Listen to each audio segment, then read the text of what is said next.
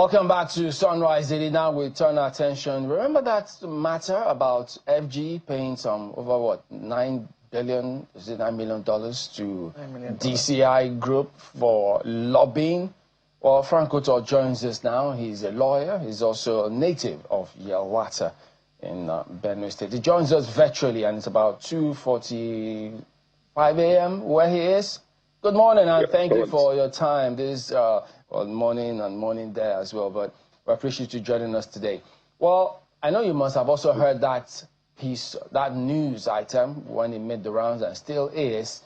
So, and then the narratives about it in terms of why the federal government is embarking on that initiative. So, what are your thoughts about that? Let's start with that. All right. Thank you very much, Chamberlain. And my sister Margaret, thank you. Long time. Happy New Year. Happy New Year to you too. All right. I think there's no need for the federal government to contract the DCI Group to contract this Republican strategist, Peterson and McCabe. These are famous political strategists in the UK, in the US. And for so long a time, they've been contracting for basically corporations. You know, they contracted before now for just 2 countries. Look, what is happening in Nigeria demands action. As they say in common parlance, action speaks louder than words. So what we are calling the Nigerian government to do is to just take an action on what is happening in Nigeria. You are spending $9 million to consult a firm in America, in Washington, D.C., to launder your image. There's no need for this. Because some of us who have called for this CPC designation are still in the U.S. We're still talking to the same persons these guys are talking to. So at the end of the day, this $9 million is just going to go down the drain because it's not going to achieve any purpose. Well, I do not know how you come to that conclusion. I mean, I want to imagine that part of the advice that before a government takes an action, they would have, thought about what the loopholes were for us to have gotten where we got to. Because a lot of people were very worried by the intervention of the United States. Now, they didn't, there were, will I say, mixed reactions to that intervention, especially the tweet, or will I say, the message on Truth Social released by President Donald Trump in terms of how they intend to come into Nigerians, guns a-blazing, to save Christians. Now, a number of people figured that if it was just about insecurity and to come against terrorists and to fight general insecurity because it also had a way of affecting U.S. interests, perhaps in Nigeria or around Nigeria, as the case might be, a number of people might have said, well, the United States is welcome. But what they were afraid of is the manner in which this happened, the fact that the U.S. said they were standing up for Christians in Nigeria. And you saw, I do not know how well you followed the dispute that followed afterwards. But, Nigerians basically were walking on eggshells after that particular declaration, given just how sensitive religion is as an issue in Nigeria. And the fact that both sides, Christians and Muslims, had suffered casualties as a result of the work of terrorists in our country. So for you, when you look at that narrative and how it had the potential to affect us internally, I mean, even conflagrate what was potentially a combustible issue. Do you think that we should just sit down, or do you think a government should fold its hands and not try and get its own side of the story heard as well? Okay, thank you very much. Mark, the side of the story in this context is just the truth. We are Nigerians. Section 14, sub A, paragraph 2, sub 2, paragraph A of the Nigerian Constitution, 1999 says, sovereignty belongs to the people. We are the sovereign, not the government. We are the sovereign. And it is we the people, I want to correct that narrative. It is we the people, the victims, who have called on the United States to act, because the United States has the responsibility to protect, responsibility to protect as a cardinal principle, when it comes to situations like this. Now, let me take you on a timeline of these activities. Before now, we the people, we have called this genocide several times. Genocide has been happening against us, against Christians, by groups that are not related to us. Coming to Christian communities, trying to obliterate Christian communities, displacing our people into the IDP camps, and taking over their land. You know, except anybody wants to, deny this obvious fact, that genocide has been happening not just now, for so long a time. In Nigeria, when in 2001 or so, Nigeria was to host Miss World, these guys went on rampage in Kaduna, bombed churches, that is genocide. You are killing these guys because they are Christians. You are burning churches because it is a Christian place of worship. Just because of Miss World. Nobody says anything about it because it is we Nigerians that were complaining. There was a time that there was this Danish cartoon, a so-called Danish cartoon about Prophet Muhammad in Denmark. Nigerians paid the price. For what? Because they are Christians. That is genocide. It fits the intent and purposes of what genocide is all about. The spirit and letters of Article 2 of the Genocide Convention of 1946.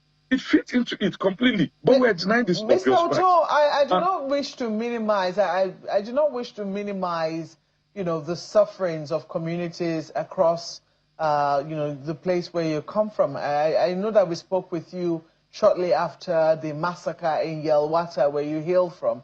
But you also, as some people will say, that you also cannot minimize the sufferings of other communities, other groups.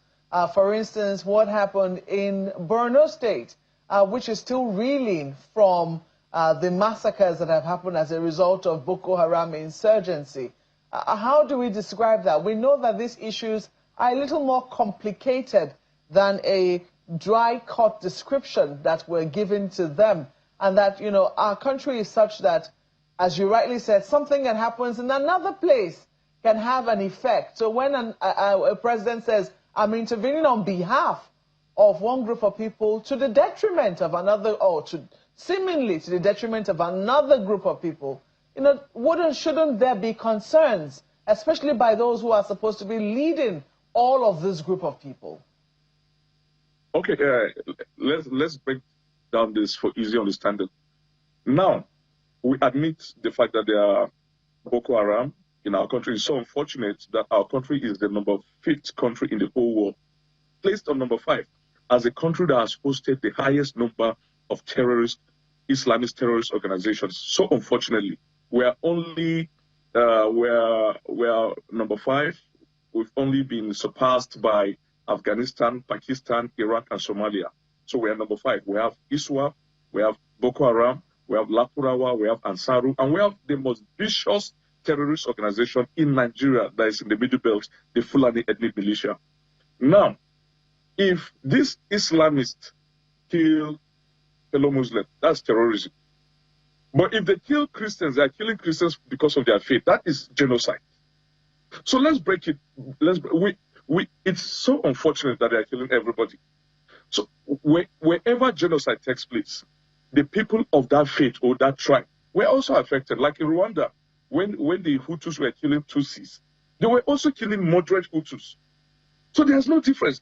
In Bosnia, when the Serbs were killing Bosnia under Milosevic, Slobodan Milosevic, this guy that was jailed for life by the International Criminal Court, they were also killing some Serbians. So there's no difference about this. So when it's unfortunate that they kill Muslims, and when they do, that is terrorism. But when they kill Christians, they kill them because of their faith. And that is genocide. So let's not take away this fact. We've been seeing how they've been trying to spin the narrative to say, oh, everybody's been involved. We are not responsible for the creed these guys were given, the beliefs they were inculcated with. We're not responsible for that. These guys, they were growing up in the street. They were given a creed that is based on hatred, on violence, and asked that they should go after their enemies. And today, these guys have grown into monsters. They are coming into communities. When they came into my community, they've been killing us in my community almost every month. But June 13th and 14th last year was on a large scale, on a different scale. And that is why many of us are standing up and not relenting, because it's too much. I've lost more than 70% of the people I knew while growing up, just because of these guys. We didn't do anything. We are in our land. These guys will come in the depths of the night and kill a 1-day-old baby, a 90-year-old father. For what? That is what we're saying. And the Nigerian government will be calling on them several times to act. Look, Maupe, we've been using the word genocide for so long, but the Nigerian government has not been acting. Even in January of 2018, if you remember the mass murder that happened in Guma local government under when Otom was governor, there was a mass burial of about 78 people that were killed in my local government of Guma. We called it genocide at that time. On the official program, it was written genocide.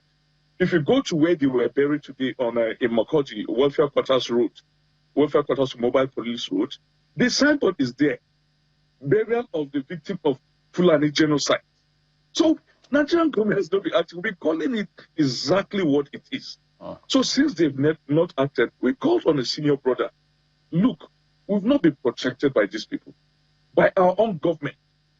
And let me finally, before I conclude this this chapter, let me tell you, unfortunately, the people killed in Yerwata, 90% of them voted for APC.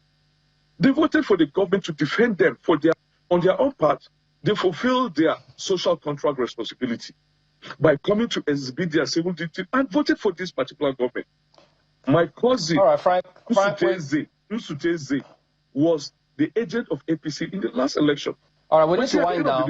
So could you tell us, you've also that narrative that it's there, which was attributed to Biafra separatists who are, quote unquote, the ones championing this cause, and so government needed to also get the right narratives out there so people don't get the wrong impression about what's going on. Chabole, you see, that is a power of propaganda. You're in the media, so you know what propaganda is. That is the power of propaganda. The designation of Nigeria as a CPC had nothing, absolutely nothing to do with Biafra. Absolutely nothing. We, the victims, we're the ones in the forefront, the main victims of the genocide in Nigeria.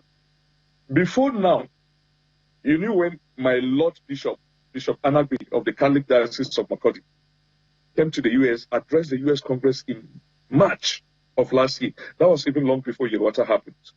In March last year, and asked for the designation of Nigeria as a CPC. When Yerwata happened, I was invited to Washington, D.C.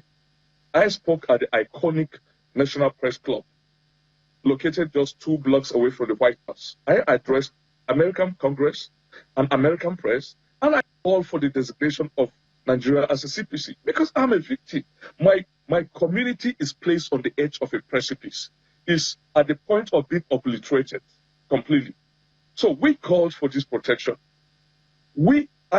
After July, I've addressed the American Congress twice again in December last year and in January this year. Last week, I was in Washington. Last week, Wednesday, I addressed the American Congress. After that, I met people, congressmen who were invited to Nigeria recently, like Congressman Bill Hazenga from Michigan. He was invited to Nigeria. I think he was hosted by Tony Elumelu in December and was hosted by the government. We tried to disabuse his mind. Look, these guys are just trying to hide the narrative. All right, Frank. The truth of what is happening. So it is we, the victims, and not Biafra. So anytime they call Biafra, and let me tell you something. Sorry, just a moment. Unfortunately, we're completely out of time, but it's something that, of course, it doesn't just end here. It's an ongoing concern, and we'll also find time to revisit the matter as it was. So we do thank you for talking to us this morning, Frank Oto, a lawyer and a native of Yerwata. Thank you for your time. And is it good night or good morning now because you need to get back to sleep? Good morning. I'm going back to sleep. All right. Thank you, and all the best to you. Yeah, thank you very much. All right, so there you go. That wraps it up this Monday morning, and it should make it a very lovely week, I tell you. Thank you for watching. We'll see you next time. I'm Chamberlain Osol. Goodbye. Well, Chamberlain said it was all about the Naira. We hope you make some this week. Thank you for watching. I'm Maupe Ogun Yusuf.